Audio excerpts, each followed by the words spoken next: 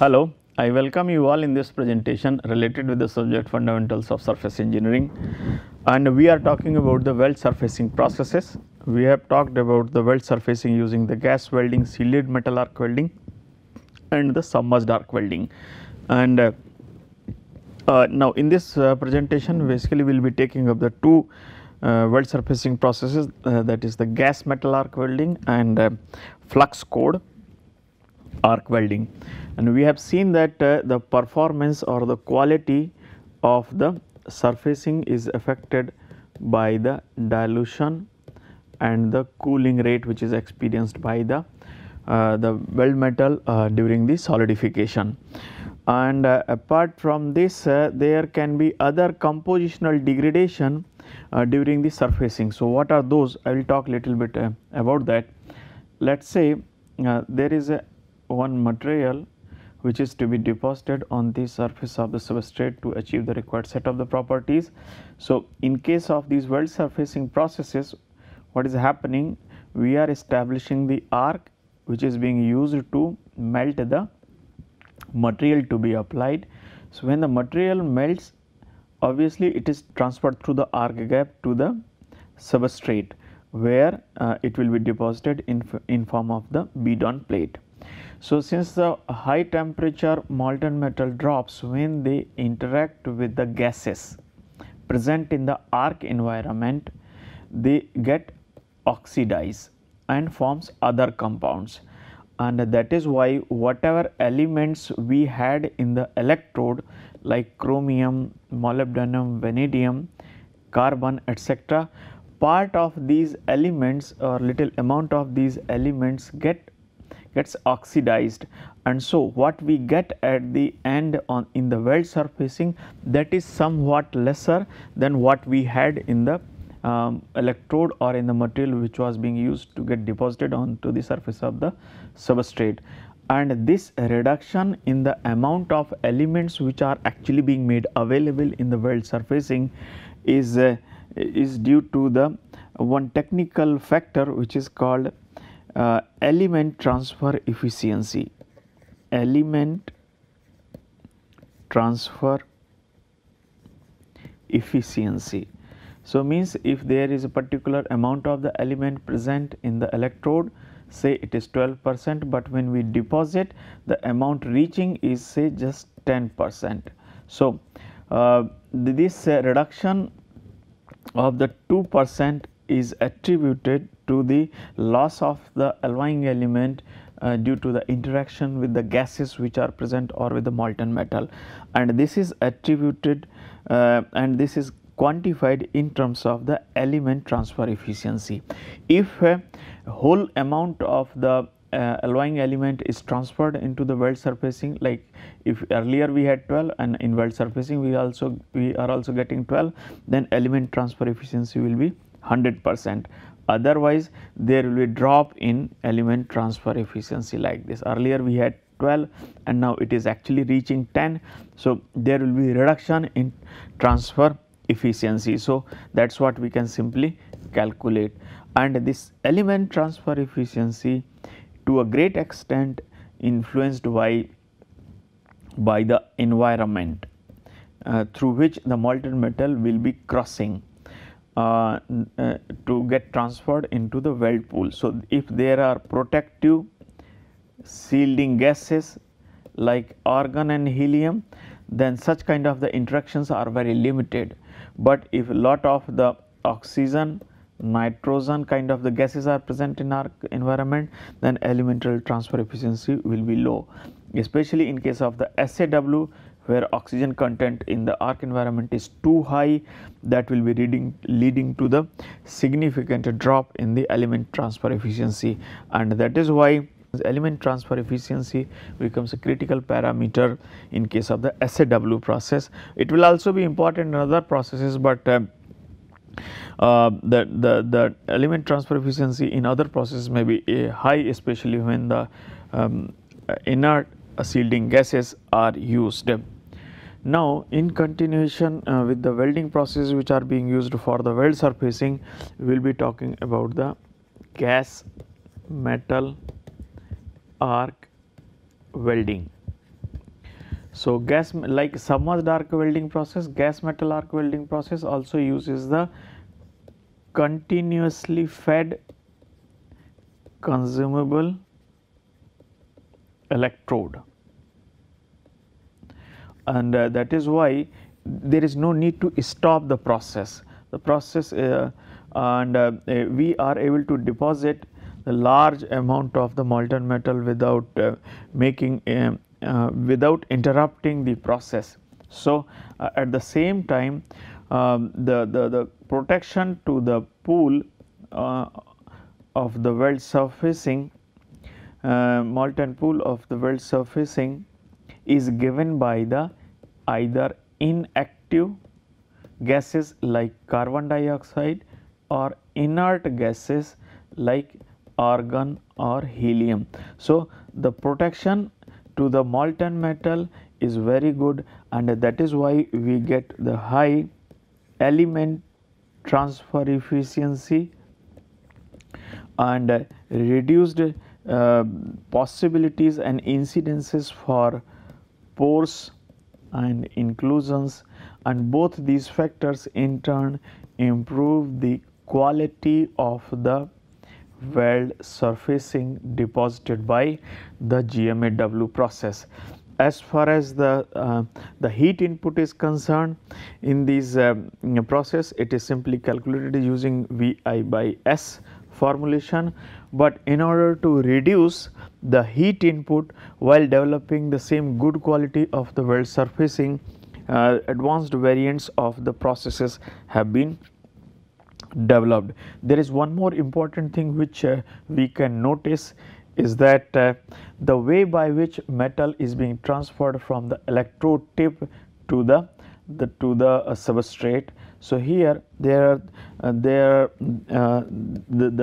way by which this transfer takes place is called metal transfer mode. So there are four common modes of the metal transfers. One is called short circuiting metal transfer, globular metal transfer, spray transfer, and rotational transfer. And these transfers will be taking place for increasing value of the current. We know that when the current value is increased, we find the increase in net heat input for given welding parameters like welding voltage and the welding speed. So increase in the current value will be leading to the increased heat input, which in turn will be increasing the dilution. Therefore it is always preferred that for weld surfacing, the short circuit mode of the metal transfer is used with the help of the minimum possible current value. So the metal is melted at the electrode tip and it is transferred to the pool using the minimum possible heat input because of the lower value of the current. So whenever short circuiting mode of metal transfer is used, it helps since it is achieved using the minimum possible heat input, and therefore it helps in reducing the dilution tendency. It decreases the dilution, and the protective environment of the inert gases or inactive gases helps in developing the quality weld surfacing. So and that is why GMAW variant is found extremely good for developing the weld surfacing at the industrial level for production of the many useful components. Now in the conventional GMAW process, we use the DCRP polarity. So in DCRP polarity, the electrode is connected to the positive terminal and the substrate is connected to the negative terminal of the power source, and So, the more of the heat is generated on the electrode side and less on the workpiece side. This just facilitates the little melting of the substrate, while a high rate of the melting is achieved on the electrode side. So, we can achieve the higher deposition rate of the weld surfacing. In this case, the welding current as a function of time remains constant, and VI by S calculation is simple to determine the H net value. But in an effort to reduce the H net further, other variants of the GMAW process has been developed. These are called pulse gas metal arc welding. So, in case of the pulse gas metal arc welding variant, the current value is fluctuated, or in controlled way it is regulated between the background current level, then higher level, then lower level, then again like this. So, current value is regulated in very controlled way. So, when the current value is at the lower level, it facilitates the solidification, and when the current increases, this one is called peak current and this one is called background current. Background current just helps to maintain the arc stable, while the peak current facilitates the melting of the electrode so that it can be transferred. So, such kind of the peak current and background current fluctuation actually helps in reducing the heat input or net heat input for depositing the metal of the required quality. Since the heat input is reduced by using the pulses, this in turn helps in decreasing the dilution level and increasing the cooling rate. So, both these factors are favorable with regard to the quality.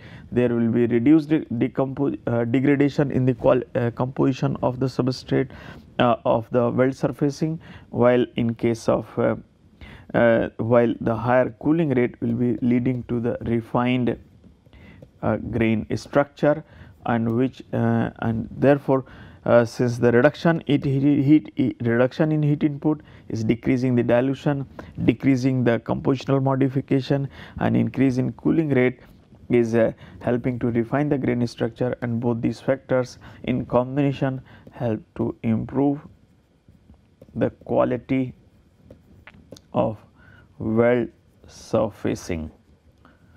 And that is why the pulse variant of the GMAW process helps in developing the quality surfacing. There is one typical example where short circuiting mode of the metal transfer was used for depositing the nickel tungsten carbide weld surfacing on the mild steel substrate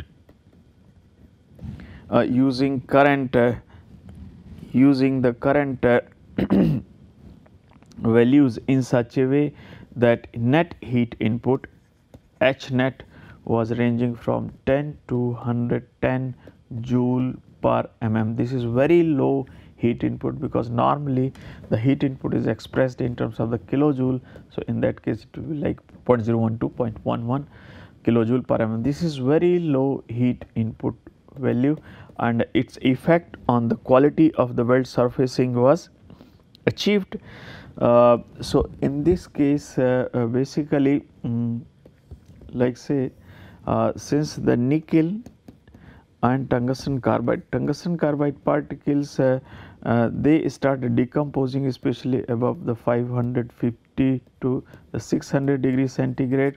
So, higher means exposure of the tungsten carbide particles at a higher temperature for longer period increases the thermal damage, and this thermal damage will basically be in form of the dissolution of the tungsten carbide particles. So, the reinforcement of the WC in nickel matrix will be reducing, and this in turn will be degrading the quality of the weld surfacing. So, in this study basically the study was made to see how the change in the net heat input was leading to the variation in the like 20, 40, 60, 80, 100 joule per mm H net value, and they tried to observe how does the volume fraction of the tungsten carbide particles was changing and how does the hardness of the weld surfacing was changing. So, variation in the volume fraction was found to decrease like say 5, 10, 15, 20. So, it was found to decrease like this, like from 20 to 10% it was reduced when the heat input was low, the fraction of the tungsten carbide particles was high, and with the increase of the heat input the fraction of the tungsten particle was reduced, and this was attributed to the dissolution of the WC or tungsten carbide particles with the increase of the heat input. On the other hand, hardness was also found to be consistent with the variation in the tungsten carbide particles, wherein hardness was reduced from say 700 HV to the 500 HV, like 700, 600, 500, 400, 300, 200 HV, and the drop in the hardness was noticed up to the 500 level with the increase of the heat input, and that is what, and this reduction in the hardness was attributed to the reduction in the volume fraction of the tungsten carbide particles. Tungsten carbide particles are the hard constituents offering the hardness of 1800 to the 2200 HV value depending upon the kind of the tungsten carbide particle which it is there in. Otherwise nickel matrix is completely soft term like 200, 250 HV values. So, if the WC or tungsten carbide particle fraction is decreasing with the increase of the heat input, that will certainly be reducing the hardness, and which in turn it will be leading to the reduction in the wear resistance. So, it is important to consider that the welding parameters are selected in such a way that the thermal degradation to the constituents is limited, elemental transfer efficiency is quite good, so that the good quality weld surfacings can be achieved. Now we will see there is another example related with the use of the gas metal arc welding process for developing the weld surfacing of the austenitic steel. This is very commonly used, like mild steel is offering the low corrosion resistance. So, if the corrosion resistance is to be improved, then we would like to deposit a layer of the material which can offer the really good corrosion resistance by depositing AISI 304 or 316 kind of the metals. These are basically austenitic stainless steel, and using the gas metal arc welding variant, if we apply the weld surfacing using the three austenitic stainless steel on the mild steel, what is observed that obviously other parameters are the same, like increase in current increases the dilution, and increase in, there is one more parameter which is called stand off distance, that is the distance between the nozzle and the workpiece, and here we have the this is the location of the nozzle, and this is the electrode and the arc between the electrode and the work piece. So, the stand off distance SOD, if SOD is increased, it increases the width of the weld bead which is being deposited, and increase in current simply increases the heat input because of the increased which in turn increases the dilution. At the same time, increase in current also helps to increase the deposition rate. So there is another variant of the gas metal arc welding process which is called flux cored arc welding, or there is a one more variant which is called metal cored arc welding. So idea behind this process is simple, where we use one tubular electrode. So there is a tube, and inside the tube we fill in the flux. Flux may be various types of the carbonates, sodium, potassium, and lime, sawdust, etc. These are basically this flux. When the arc is established between the tube and the substrate, this flux burns and provides the inactive gases to protect the molten metal. So this is one variant which is called the flux cored. In this case, the metal to be deposited will be used for making the tube. That's how it will be getting transferred. But there is another variant where metal cored arc is used. The tube is maybe mild steel, but if you want to add chromium or molybdenum in the weld surfacing, then these constituents will be added with the flux, and then it will be deposited using this process by establishing the arc between the electrode and the workpiece. In case of the metal cored arc welding process, it is easier to modify the composition and develop variety of the compositions and for developing the weld surfacing as per the requirement. So, since in the flux cored and in the metal cored arc welding, the flux is burned and it develops the inactive gases for protection of the weld pool. So, the protection in this approach is not as good as that of the gas metal arc welding, where we were using the inert or inactive gases. So, since the protection is not good, there is a possibility for increased pores and inclusions in this kind of in this process or in this variant of the GMAW, where in this approach, means the flux cored arc welding or metal cored arc welding process may offer the lower elemental transfer efficiency because of the increased losses of the alloying elements in course of the transfer from one side to another. But it offers the advantage of the high deposition rate, like the GMAW process. The process is continuous, so easy automation is possible. The process is continuous and it can be used to deposit the variety of the weld surfacing by regulating the composition of the weld surfacing by filling the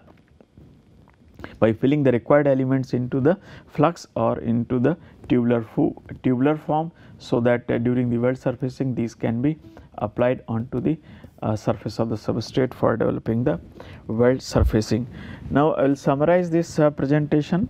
In this presentation, basically I have talked about the two approaches of the weld surfacing. One was the gas metal arc welding. It offers very good quality weld surfacings, and there is another variant of the gas metal arc welding which is called flux cored arc welding or metal cored arc welding. Metal cored arc welding process allows much more flexibility with regard to the developing the weld surfacing of the different compositions.